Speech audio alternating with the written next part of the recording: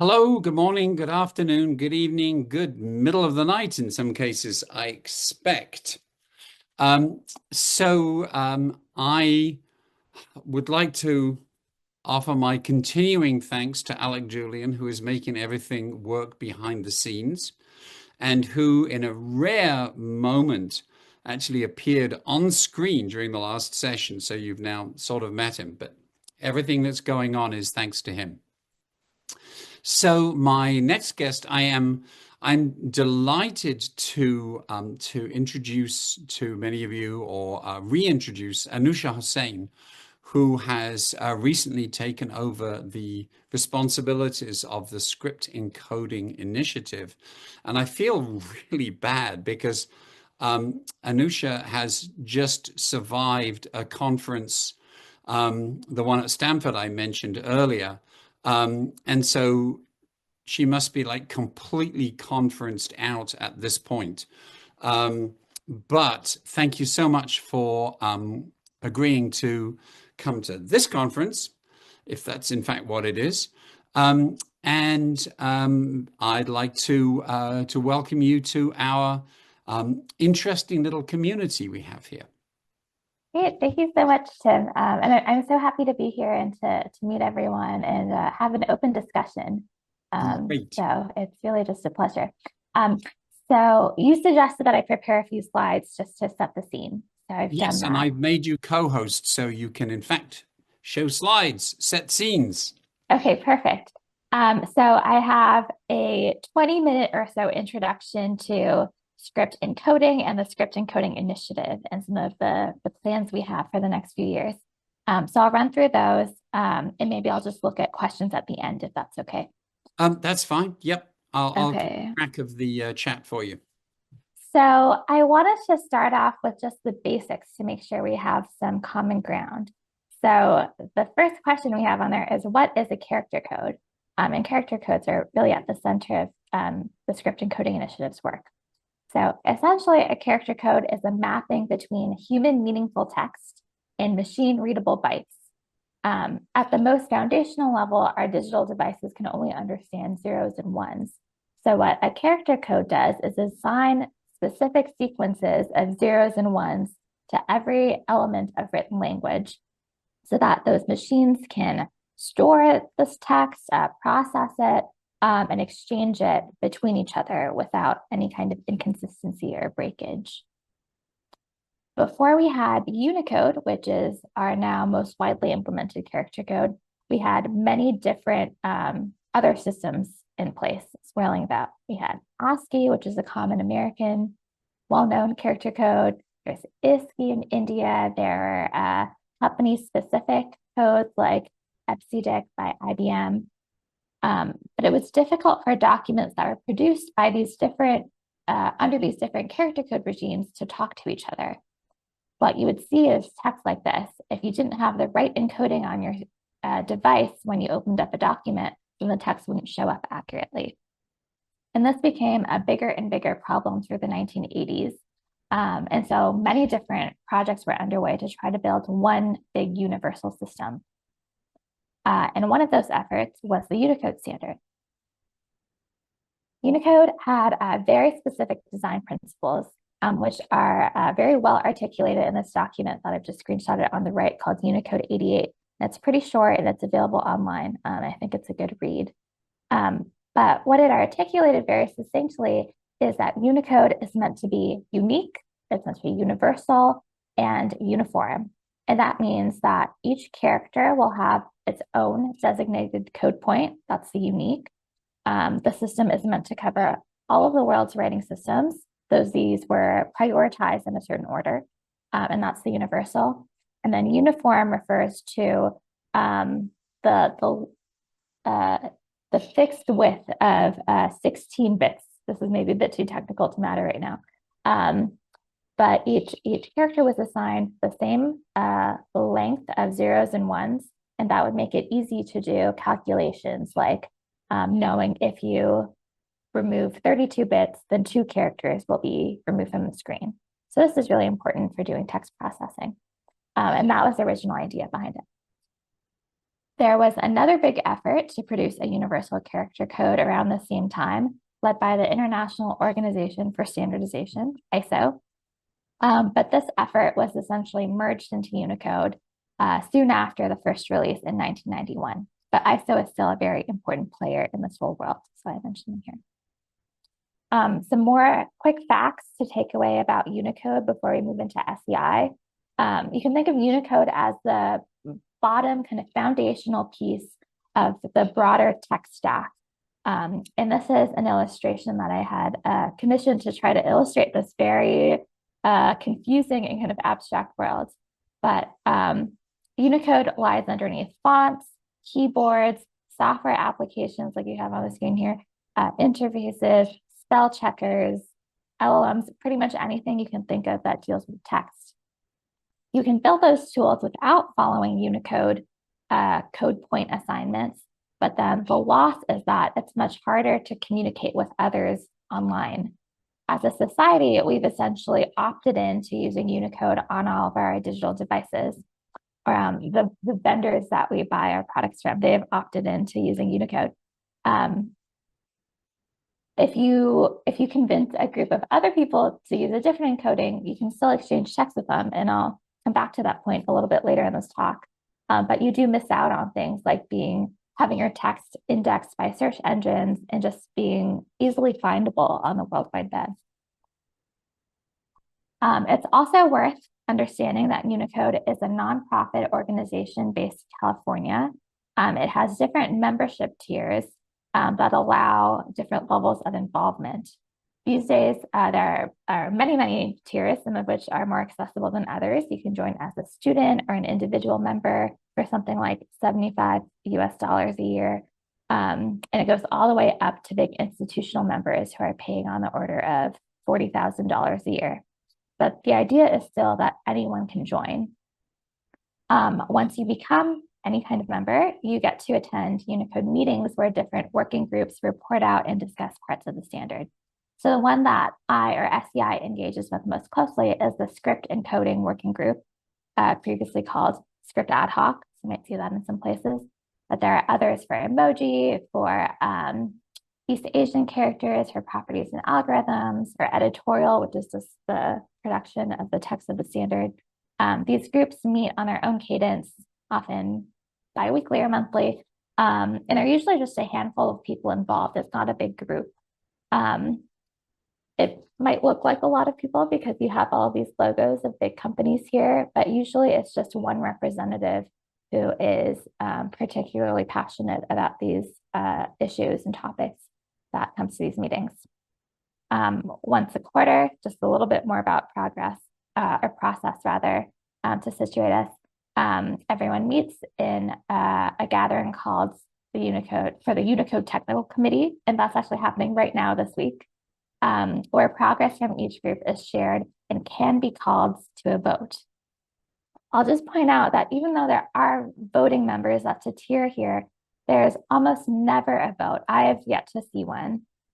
So becoming a voting member is often more of a symbolic gesture rather than gaining some kind of power that is important to participate. Usually the decisions are made by consensus, and that means that if there's any kind of vocal opposition or hesitation about a decision, then the group simply presses pause on the issue until we have more information. So the result of this is that you have a fairly slow-moving, kind of risk-averse operation, which makes sense in a lot of ways because so much downstream software relies on Unicode.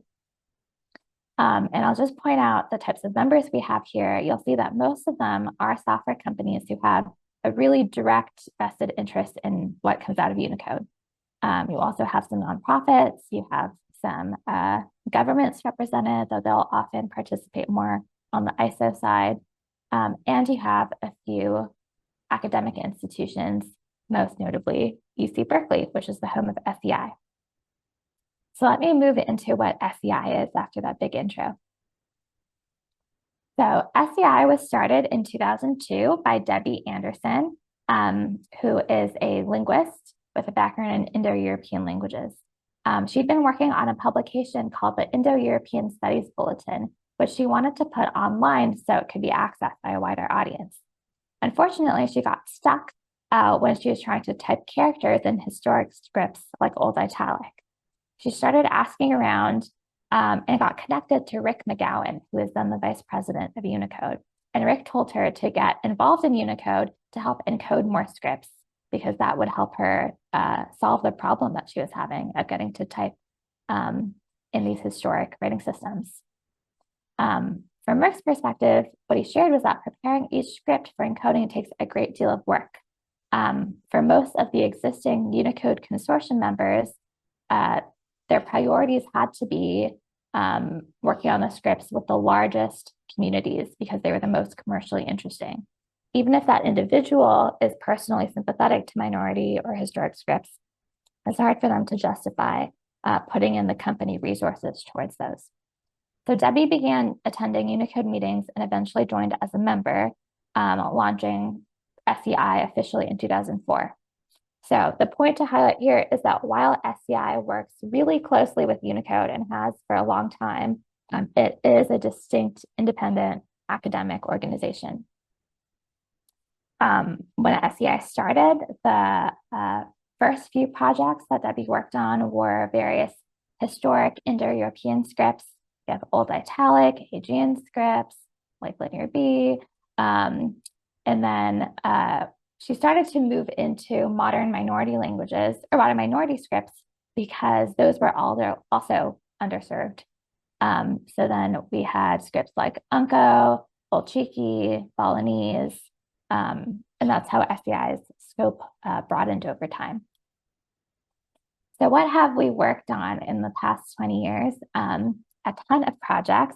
I would just recommend going to SEI's website, which I've added the link for in the bottom, and poking around. You'll see that over 100 scripts that are in Unicode today, I think it's closer to 120 out of the 168, had help from SEI. And that's just through funding. If you count the ones that Debbie has provided advice on, it's probably closer to 160.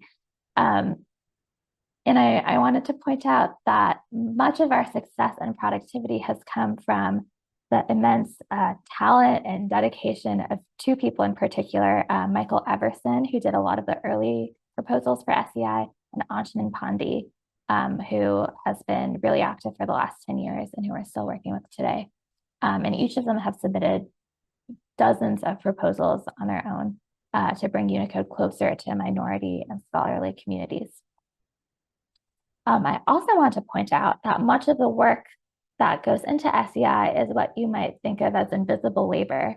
The script proposals that you saw on the previous slide, they're a really legible example of what has been accomplished, but there's so much more that you can't see. Debbie has taken so much care, patience, and dedication to welcoming new people into the fields, connecting them with experts and informants, demystifying this whole kind of very technical process, and just working with communities and experts and authors along the kind of multi-year journey it takes to engage with Unicode. These are some of the meetings over the years where Debbie and SEI has kind of served as an intermediary to solve problems. But there really is kind of an immeasurable contribution that lifted the whole field of language technologies. Okay, so as a way of kind of belatedly introducing myself, my own interactions with Unicode began with Debbie, as is the case for many of us. And it was while I was working on my dissertation at UC Berkeley several years ago. At the time, I was interested in histories of South Asian software communities, and I kept hearing about Unicode from them, about how tricky and important it was, mostly in the early 2000s, to get their characters into the standard. So I met Debbie while I was poking around that research area, and soon kind of fell into the Unicode rabbit hole. I started interviewing people in the field for my project, reading through mailing lists and proposal documents, and then eventually ended up writing a very recent history of Unicode's work on index scripts. A bit after that, I learned that Debbie was retiring, and that there was still so much work left to do for SEI.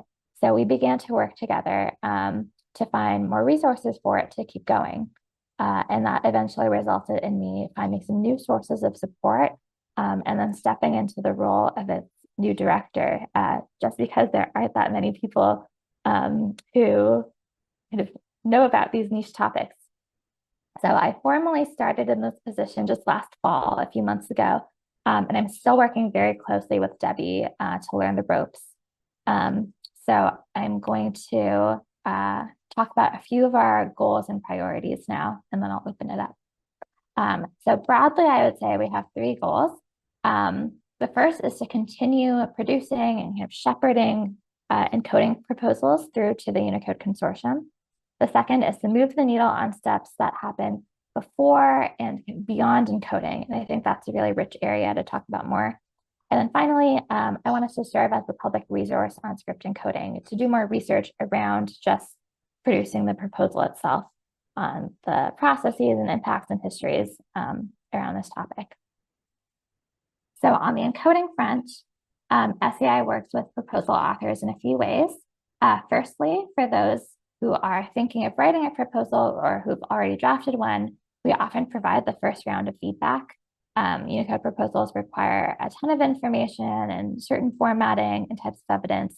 So we try to serve as a resource as much as possible to help create the strongest proposal that we can. Or conversely, we'll share if we think that the proposal isn't quite ready or the script isn't quite ready and why. If that's you, the best way to get in touch with us is through this email, sei@berkeley.edu, with a description of your project. We also directly fund encoding work. So you can think of the long list of scripts on our website as falling under this category. We're very lucky at the moment to be funded by the Mellon Foundation and the Internet Society Foundation to keep chipping away at the long list of unencoded scripts. This is a sample of some of the ones we have on our roadmap for the next few years. So of course, things change based on new opportunities or if we run into a roadblock, but this is a snapshot of what we have on our docket right now. And some of them will be brand new proposals that will probably take a few more stages to get through, and others are very close to being accepted into Unicode, which is exciting. Just to flag, usually we have to say exactly what scripts we'll be working on many years in advance when we're applying for funding. So something that's been frustrating for everyone, I think, is that we aren't able to react too quickly when someone comes to us with a request to fund a proposal that they're working on. But I still recommend reaching out to us because then we can keep that in mind when we apply for new funding and try to make something, try to line things up for them. And kind of going off of that last point of trying to move more quickly and be more flexible, we are starting a new fellowship program. It's quite small. It's about $2,000 per project and only 1 or 2 projects a year.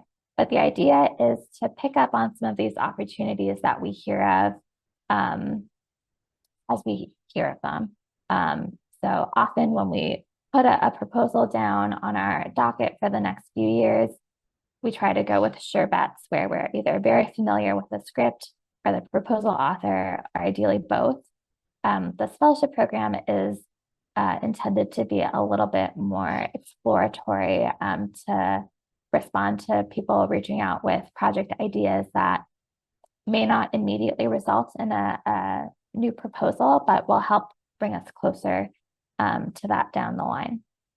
So it could be for field work to go do interviews or collect documentation, or a trip to the archives to source material for a historic script, that type of thing. This past season, we ran a trial run of this fellowship with 2 pilot projects, one for the Lampung script in Indonesia, and for that we worked with Arik, and one for the Bete script in Cote d'Ivoire with Adam Yeo. And both of these, they're still in progress, but both of these have produced excellent information for us and have expanded our networks of people we collaborate with. For Lampung, there's some ambiguity around the historic form of the script and the modern form. ARIC was able to produce really detailed information on what aspects of the orthography are accepted today, on the level of punctuation symbols, vowel signs, spacing details, and a lot more. But, for Bete, I'm actually going to talk about this a little more in a case study in a moment. But the work that Adam is doing for this is on the ground in Côte d'Ivoire, where he is documenting how the community is responding to this relatively new script, and especially how they respond to access to new tools like keyboards and messaging applications. So let me wrap up this a little bit. So on the encoding front, this is broadly what we're doing, trying to serve as a Sherpa. I heard this word at that conference last week, to help guide people along the digitization pathway, directly funding proposals, as we've always done, and then launching this new fellowship program, which I'll have more information on in a few months. But what about beyond encoding? This was the second bullet in my goals list that I shared earlier. So this has long been a question and frustration for user communities. It can take a few years for a script to enter Unicode if things kind of proceed without a fuss, but then it's several more years before a Unicode compliant font and keyboard is produced and available through all of your popular vendors. So, and that's really what brings the script into people's hands. So this is a really tricky issue to address because it requires a lot of coordination across many different stakeholders, including big companies. But we have been trying to speed up the process a little bit by getting at least fonts and keyboards ready to go when we know that a script is close to getting approved. On the fonts front, for a long time, we've been working with the Missing Scripts program, which is a partnership between SEI, between a type design school in France called ANRT, and a graphic design studio in Mainz, Germany called IDG Mainz. And we work with Thomas Guimarchand at ANRT and Johannes Friedrichhausen at IDG Mainz. And what this program allows us to do is recruit 1 or 2 students every year in type design at ANRT, and they work on researching and designing a font for a soon-to-be encoded script. So that way we have a really high-quality font almost ready to go as the proposal is nearing completion. The work coming out of that project is fantastic. This is just a small sample. I have a snapshot of the classical Maya hieroglyphs that Alexandra Bassi is working on, a sample from Deep Sakuru by Fernando Caro, and then a sample of a linear Elamite typeface by Sina Farquhar. A lot of times we end up collaborating together on a proposal itself. Sina is working with Anshin and Pandey, who I mentioned, on the linear Elamite proposal. So there's some nice collaborations happening there. We also work in that same program, the Missing Scripts program, to provide, SEI provides research for the World's Writing Systems website and poster. So this is the poster, and the easiest way to get that is to donate to SEI, and then we'll mail you a poster. And you can go to our website to do that. But there's also a fantastic flexible website, the worldswritingsystems.org, where you can explore and sort the scripts in different ways. On the keyboards front, we've been staying in close contact with Translation Commons, which is a volunteer nonprofit organization. And they have fantastic tools on their website. There's a Zero to Digital handbook that I recommend to people all the time and reference myself. And they also work with UNESCO on a lot of important events. And you'll see on their website, they have a keyboard creation project, or a request a keyboard page, where their volunteers will help design a keyboard for communities to test. So this is also a great way to start getting things moving on the digital inclusion front. So you don't have to wait 10 years to be able to access your script on your phone. So we're still tightening up the workflow there a little bit, but it's definitely one of our priorities to bring everyone together and work in closer lockstep. A slight pivot here. So another thing we're working on is trying to improve the situation before a script is encoded in Unicode. So I'll talk about Bete a little bit here. So there's a category of scripts that are perhaps close to encoding or could be encoded, but there's still some uncertainty involved. Often these are newly invented scripts from the last few decades that might have some passionate evangelists for them, but not yet a kind of a large kind of undeniable community, which is what Unicode wants to see to encode a script. To share a little bit about the Unicode side of things, Unicode is, I think, kind of understandably hesitant towards encoding newer scripts for a couple of good reasons. One, a script needs to be very stable before it's encoded. That means the characters' names, the script name, all of them need to have consensus from the community behind them and evidence of longevity, that this has been the case for some number of years, 5 years, 10 years, so that standards makers can trust that they aren't implementing things that will later be considered mistakes. Because once something is in Unicode, you can't take it back. So you have to be really sure. Unicode also wants a lot of evidence that the script is actually in use. And this is really an exercise in decision-making under uncertainty, because the standards makers have to be able, they don't know about every single script and region in the world. They have to be able to trust the word of the proposal author that this is a real script that a lot of people want to use, or some people want to use. They want to know that it's not the type of situation where there's a community being coerced to use something, that Unicode isn't accidentally intervening in local politics.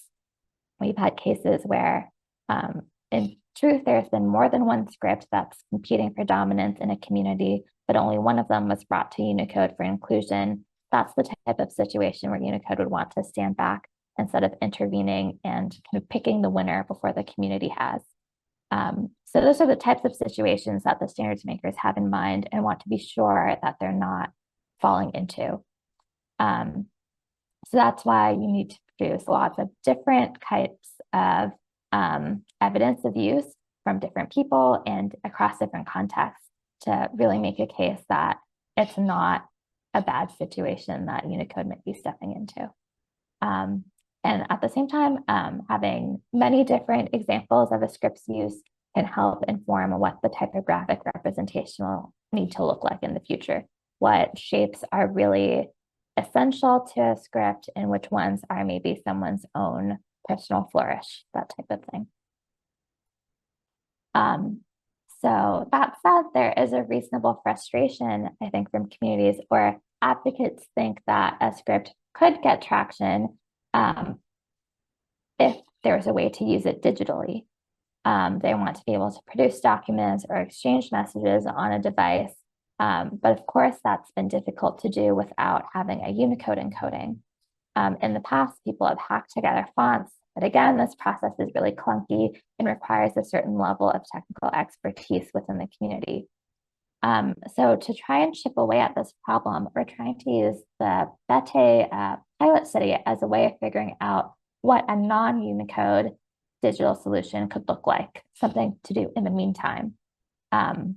So for us, that's meant working on a non-standard font and keyboard. So not using Unicode code points, but instead private use area, which is kind of a playground in Unicode where anyone is allowed to assign whatever code points they want for their own project, or test zone, we can think of, to build fonts and keyboards using PUA code points, and using that, making those available on desktop, and also on mobile phones through a special messaging app. It's much harder to load your own font onto a phone because of security issues. So Neil Patel at the Type Foundry, Jamar Patel, he's designed a special app that sends text as images instead of as Unicode text. So you can communicate with each other. There's a little bit of friction still, but you can start showing usage of a script that way. And these methods really come from the playbook for the Adlam script, which is a very successful neography from the last 30 years that leveraged a lot of these same strategies to build support in digital arenas even before system level support for Unicode came in. So I think there's a lot of interest in having access to information or resources for such strategies. So that's something that SCI is getting involved in. I want to just add in that there are some thorny questions here to think about when we talk about script invention, because my impression is that it's not unequivocally a positive activity. It could cause discord in a community. It could sign people up to be in limbo, waiting for digital support for many, many years, or even open up a community's culture and knowledge for surveillance or for data scraping. My point here is that digitization isn't a neutral arena, and that's something that should be part of our conversations as we work on these issues. But at the same time, if we can put together some tools and resources to give communities more autonomy over that decision, I think that's something that SEI should do. Okay, and just to wrap up with our last big goal, for SEI to take a stronger position as a public resource on script encoding, we have a couple of projects in mind. So as a newcomer to the field myself, what shocked me was just how much institutional knowledge is carried in people's minds. Tim and I have talked about this a little bit before. The bus factor, really, if any one person in this field disappears, a whole lot of information is irredeemably lost. So a very high priority for me is to download as much information as I can from the minds of very experienced actors in this field and share that publicly. So SEI will be launching a blog in the coming months to share lessons and experiences and stories of the script encoding process. So we have some interviews we've been gathering for that, research reports, updates from the field from our fellows. And we're also trying to create new informative materials to make the script encoding process more transparent. So that includes some resources on how to judge a script's readiness for Unicode inclusion. Surprisingly, there aren't that many clear, direct resources explaining that. And we're also producing a classification for unencoded scripts. So right now there's a long list of over 100 scripts that we're tracking, that Tim is tracking, and many others are, but we're trying to provide a bit more clarity on which ones are high readiness, medium, or low, and what types of investment and resources they need based on that classification. Okay, and as you know, my entry point into this world is as a historian. In my view, SEI has an important role to play, not just in doing script encoding work, but serving as authority on research around these topics. I think we can stand at a certain critical distance to do that, given our position in a university. So we have some new projects we're working on the politics and history of neographies. This is one of my favorite projects, tracing the history of two very important control characters, the zero-width joiner and zero-width non-joiner, which you'll hear people call zwidges and swinges.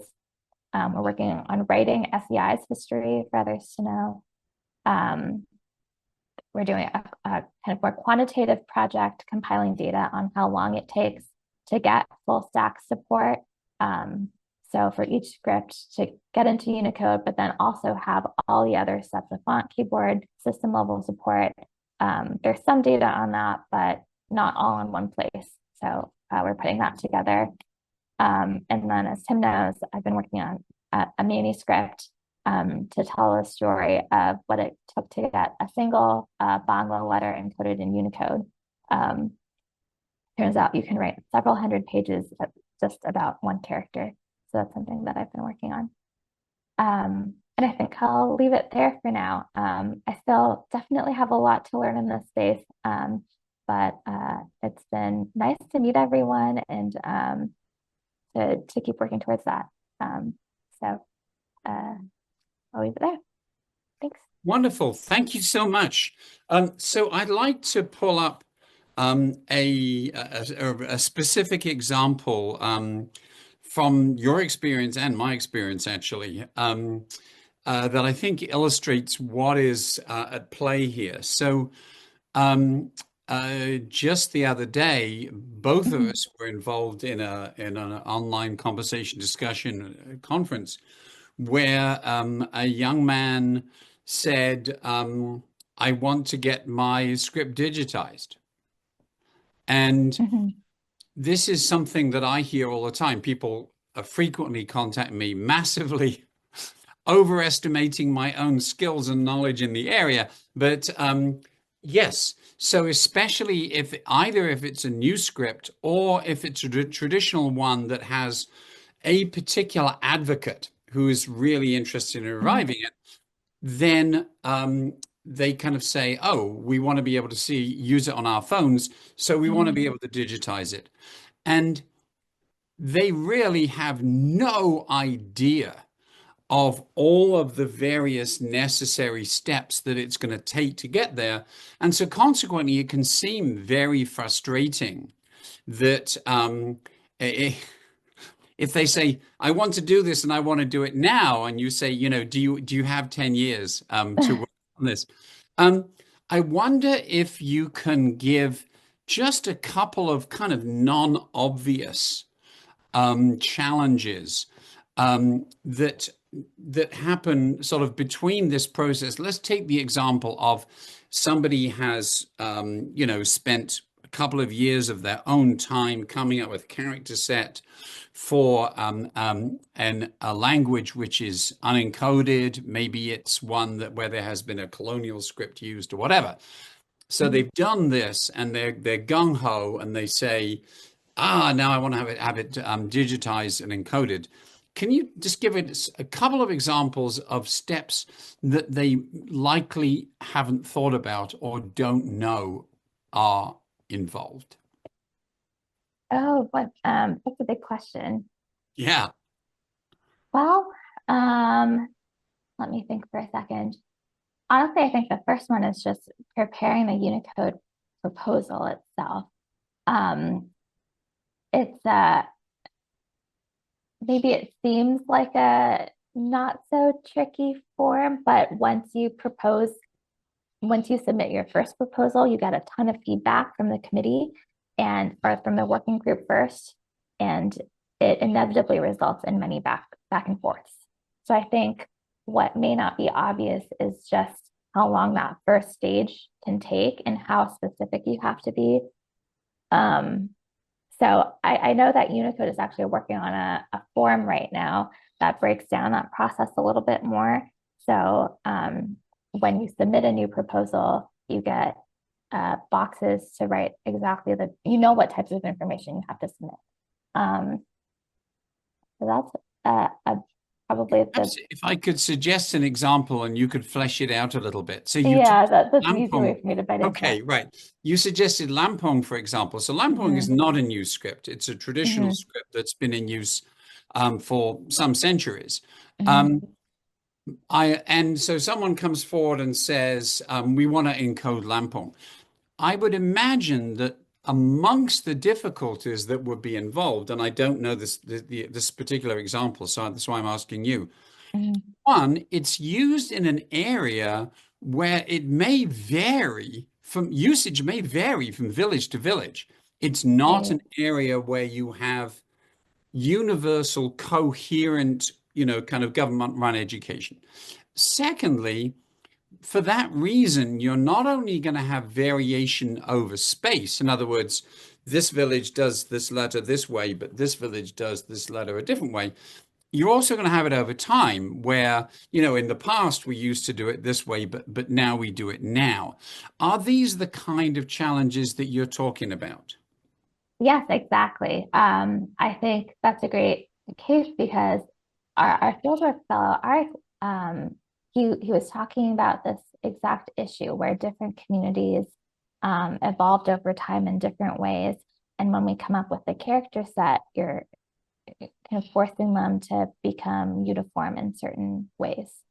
So for this script, the kind of spatial differences haven't been as much of an issue. We can come up with a character set, but the changes over time are still controversial. So Lampung went through some reforms a couple decades ago. And so we have this modern orthography and the historic one.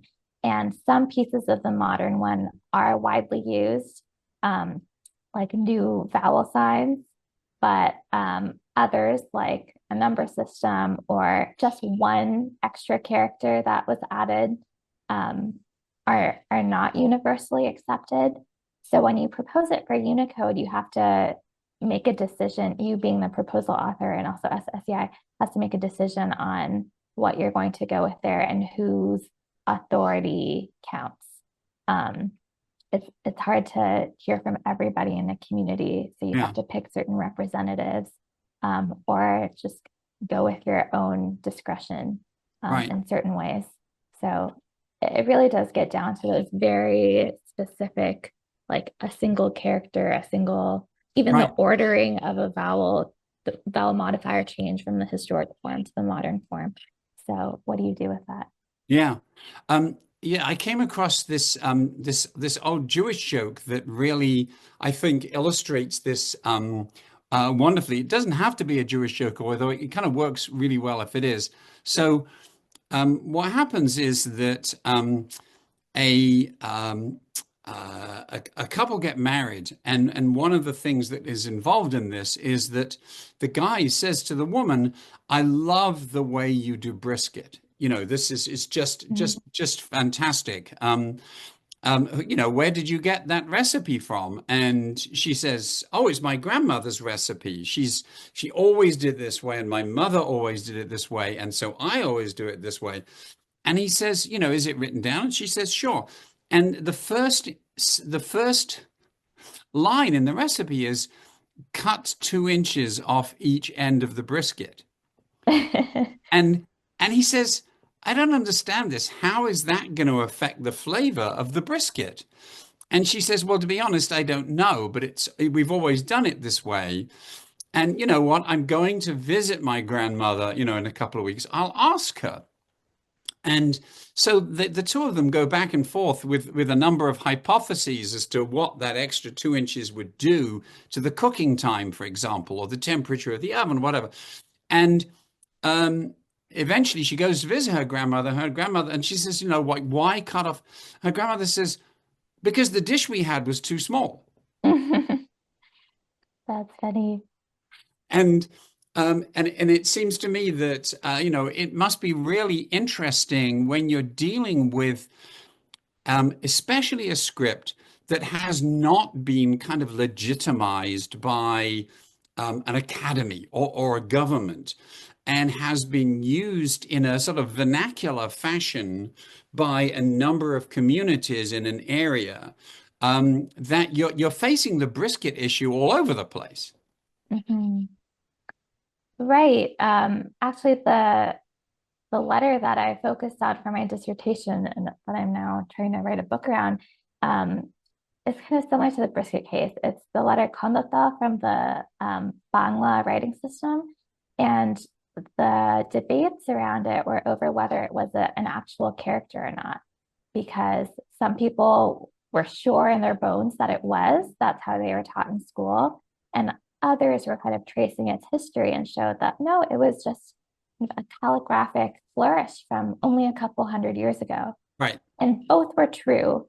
And so, what do you do with that eventually when you get enough arguments for one side over the other? But it's that type of issue.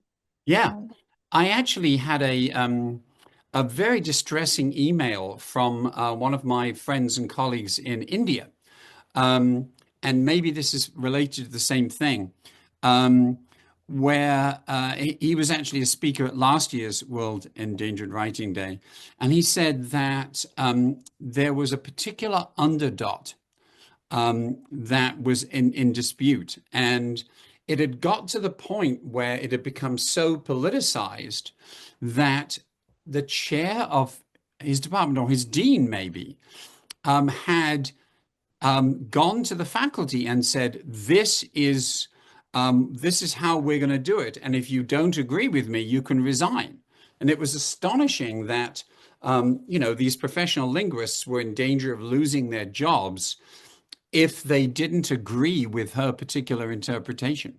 Mm, yeah, that kind of reminds me of another point that I've been thinking about that, um, Unicode is a technical standard. It's something that users really shouldn't have to think about or see.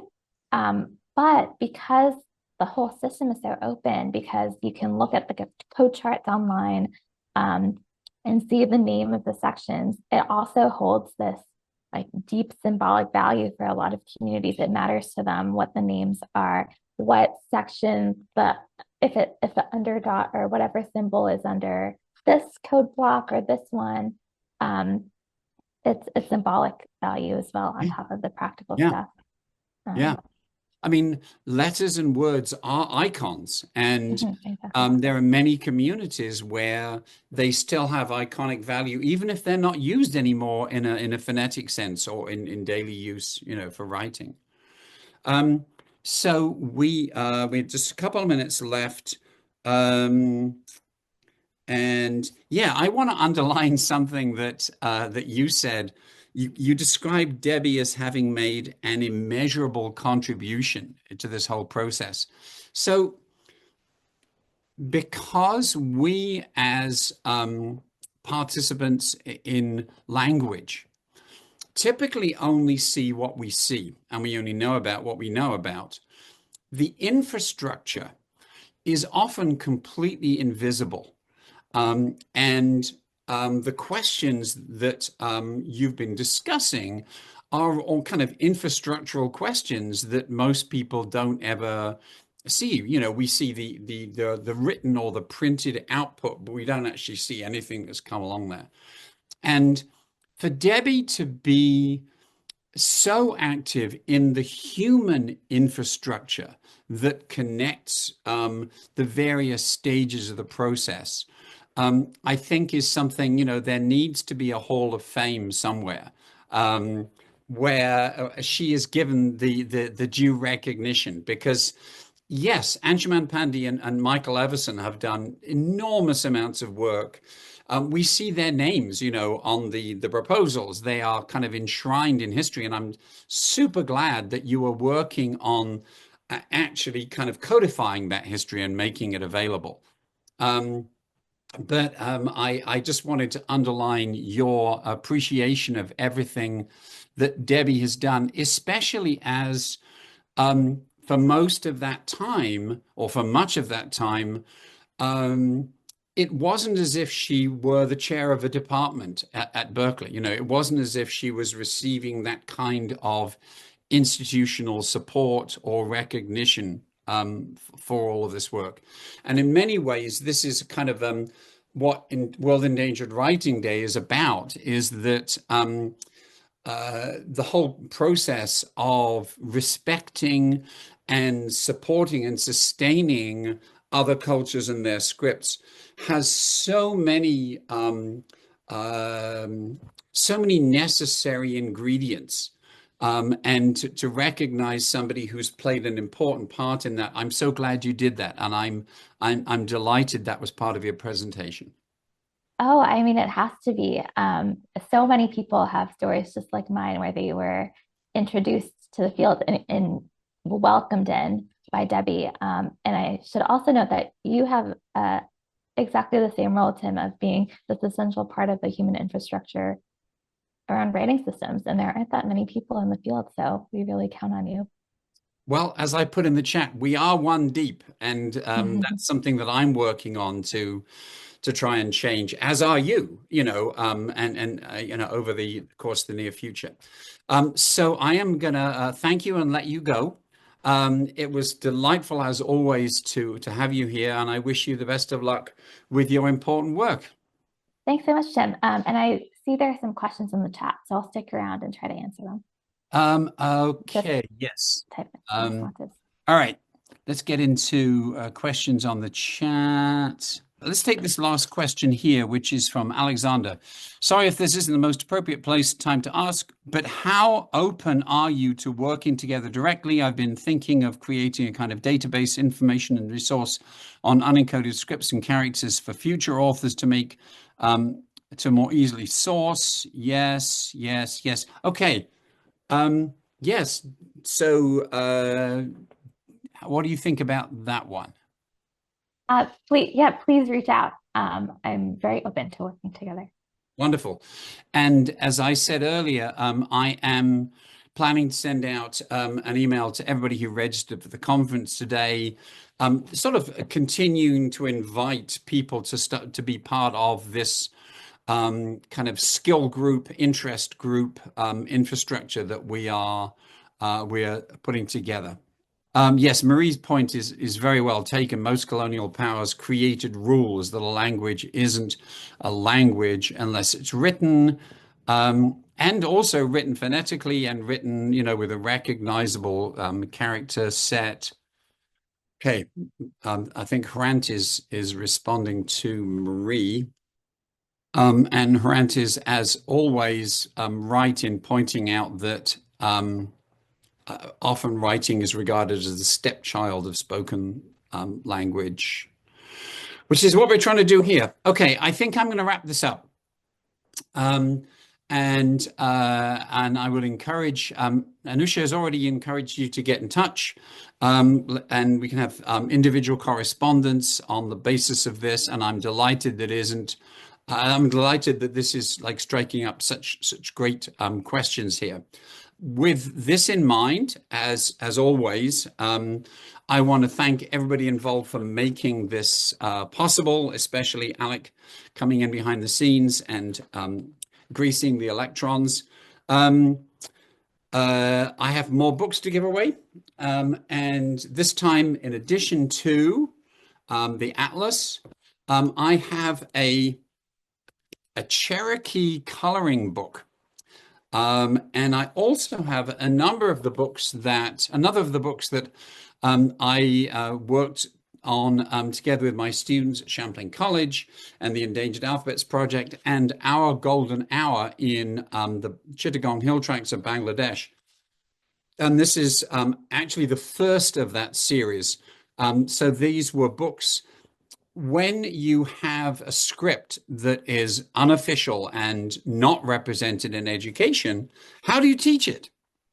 And my friend Mong Yu recognized that we needed to create materials that could be read and used for teaching. And in many cases, these kids were going to be seeing their own script for the first time. This one is in English and in Marma. And he did this amazing thing where he had kids go home to their grandparents and say, tell me a story. And they would come back to school and they would tell the story and Mong would videotape it. And the kids had a great time standing up in front of the class and telling these stories with flourishes. And then the stories were transcribed and sent to me and my students. And we did the editing and some of the illustration and the whole process. We did fundraising through Kickstarter. And at the end of all of this, the kids in these mother tongue schools that Mong was setting up had a number of educational materials in their own language, in their own script, which had never happened before. This was back in 2008, 2010, 2012. And as far as I know, those schools are still continuing to expand in terms of the number of them that are offering Indigenous kids mother tongue education. So this is the kind of thing that is needed all over the world.